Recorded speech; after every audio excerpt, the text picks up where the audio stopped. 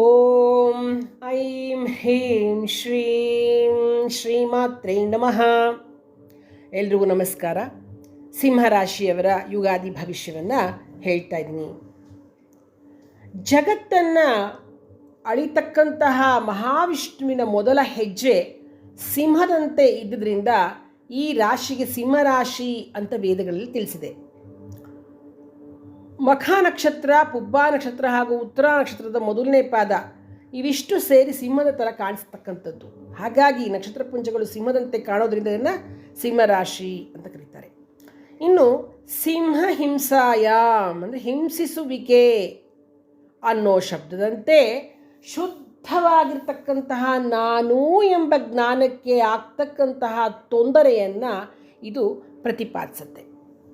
ಸಿಂಚತಿ ತೇಜ ಪಶುಷು ಇತಿ ಸಿಂಹ ಅಂದರೆ ಅಜ್ಞಾನ ನಾಶವಾಗುವಂತಹ ಬ್ರಹ್ಮಜ್ಞಾನವನ್ನು ವರ್ಷಿಸುವಿಕೆ, ಸುರಿಸುವಿಕೆ ಅಂತ ಅರ್ಥ.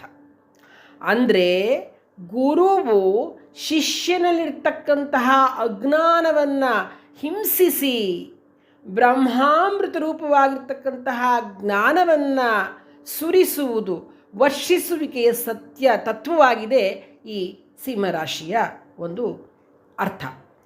ಇಲ್ಲಿ ತಂದೆ ಜನ್ಮವನ್ನು ಕೊಡ್ತಾನೆ. ಈಗ ಹಿಂದೆ ಕರ್ಕಾಟಕ ರಾಶಿಯಲ್ಲಿ ತಾಯಿಯ ಗರ್ಭದಿಂದ ಮಗು ಬರ್ತಕ್ಕಂಥದ್ದು, ತಂದೆ ಅದನ್ನು ಪೋಷಿಸ್ತಾನೆ. ಸದ್ಗುರುವು ಜನ್ಮರಹಿತನನ್ನಾಗಿ ಮಾಡ್ತಾನೆ.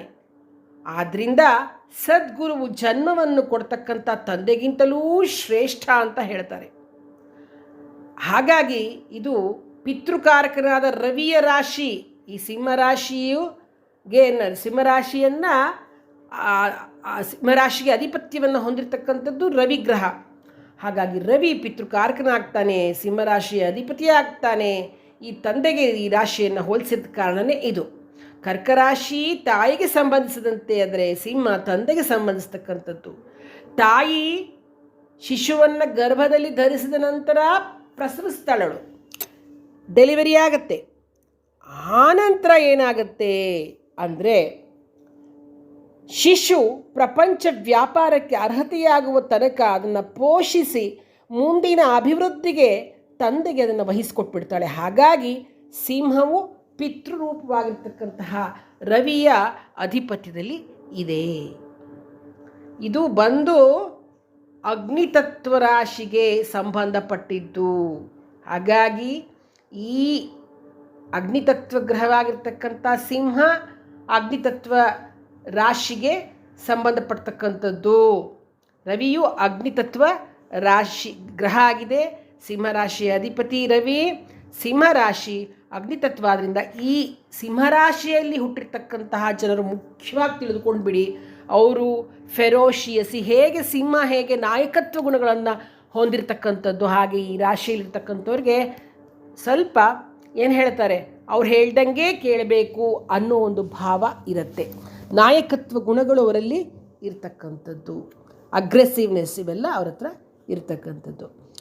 ಈ ವರ್ಷ ನಿಮಗೆ ಎಷ್ಟು ಆದಾಯ ಬರುತ್ತೆ ಅನ್ಕೋತಿರೋ ಅಷ್ಟು ಖರ್ಚು, ಎಷ್ಟು ಬಂದರೆ ಅಷ್ಟು ಖರ್ಚಾಗಿ ಹೋಗ್ತಕ್ಕಂಥದ್ದು.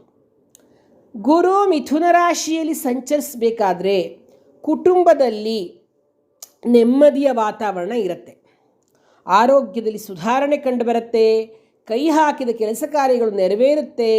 ಮನೆಯಲ್ಲಿ ಶುಭ ಕಾರ್ಯಗಳು ನೆರವೇರುತ್ತೆ. ಅವಿವಾಹಿತರಿಗೆ ವಿವಾಹ ಯೋಗ ಇದೆ. ಸಂತಾನಾಪೇಕ್ಷಿಗಳಿಗೆ ಮಕ್ಕಳ ಭಾಗ್ಯ ಉಂಟಾಗುತ್ತೆ. ಸಾರ್ವಜನಿಕ ಕ್ಷೇತ್ರದಲ್ಲಿ ಗೌರವ ಪ್ರಾಪ್ತಿಯಾಗುತ್ತೆ. ಸತ್ಕರ್ಮಾಸಕ್ತಿ ಮುಂತಾದ ಶುಭ ಫಲಗಳು ಉಂಟಾಗುತ್ತವೆ. ಗುರು ಕರ್ಕಾಟಕ ಮತ್ತು ಸಿಂಹರಾಶಿಯಲ್ಲಿ ಸಂಚರಿಸ್ತಾ ಇರಬೇಕಾದ್ರೆ ನಿಮ್ಮ ಮನಸ್ಸಿಗೆ ಚಿಂತೆ, ಸ್ಥಳ ಬದಲಾವಣೆ, ವೃಥಾ ಧನವ್ಯಯ, ಕೆಲಸ ಕಾರ್ಯಗಳಲ್ಲಿ ವಿಘ್ನ, ವ್ಯಾಪಾರ ಉದ್ಯೋಗಗಳಲ್ಲಿ ಅಲ್ಪ ಪ್ರಗತಿ, ಕೃಷಿಯಲ್ಲಿ ಅಲ್ಪ ಫಲ ಕಂಡುಬರುತ್ತೆ. ಇನ್ನು ಶನಿ ಅಷ್ಟಮದಲ್ಲಿ ಸಂಚರಿಸ್ತಾ ಇರೋದ್ರಿಂದ, ಅಷ್ಟಮ ಶನಿ, ವ್ಯಾಪಾರ ವ್ಯವಹಾರಗಳಲ್ಲಿ ತೊಂದರೆ, ಸರ್ಕಾರಿ ಕೆಲಸ ಕಾರ್ಯಗಳಲ್ಲಿ ವಿಘ್ನ, ಬಂಧು ಮಿತ್ರರಿಂದ ಅವಮಾನ, ಹಣದ ಅಡಚಣೆ ಮುಂತಾದ ಫಲಗಳು ಉಂಟಾಗೋದ್ರಿಂದ ನೀವು ತಪ್ಪದೆ ಶನಿಶಾಂತಿ ಮಂತ್ರವನ್ನು ನೀವು ಪಠಿಸಲೇಬೇಕು. ಶನಿಶಾಂತಿ ಮಂತ್ರ ಅಂದ ತಕ್ಷಣ ಓಂ ಶಂ ಶನೈಶ್ಚರಾಯ ನಮಃ ಈ ಮಂತ್ರವನ್ನು ನೀವು ಪಠಿಸ್ತಾ ಪ್ರತಿನಿತ್ಯ 108 ಸಾರ್ತಿ ಪಠಿಸ್ತಾ ಬರೋದ್ರಿಂದ ನಿಮಗೆ ಅನುಕೂಲ ಆಗುತ್ತೆ. ಏನು ಮೇಲೆ ಹೇಳಿರ್ತಕ್ಕಂತಹ ದುಷ್ಫಲಗಳು ಏನು ಹೇಳಿದೆ ಅವುಗಳ ಪ್ರಮಾಣ ಕಡಿಮೆಯಾಗುತ್ತೆ. ಇನ್ನು ಸಿಂಹರಾಶಿಯಲ್ಲಿ ಬರ್ತಕ್ಕಂತಹ ಮಖ ನಕ್ಷತ್ರದವರು ಪ್ರತಿನಿತ್ಯ ಮಹಾಗಣಪತಿಯ ಅಷ್ಟೋತ್ತರವನ್ನು ಓದ್ತಾ ಗರಿಕೆಯನ್ನು ಭಗವಂತನಿಗೆ ಸಮರ್ಪಿಸ್ತಕ್ಕಂಥದ್ದು.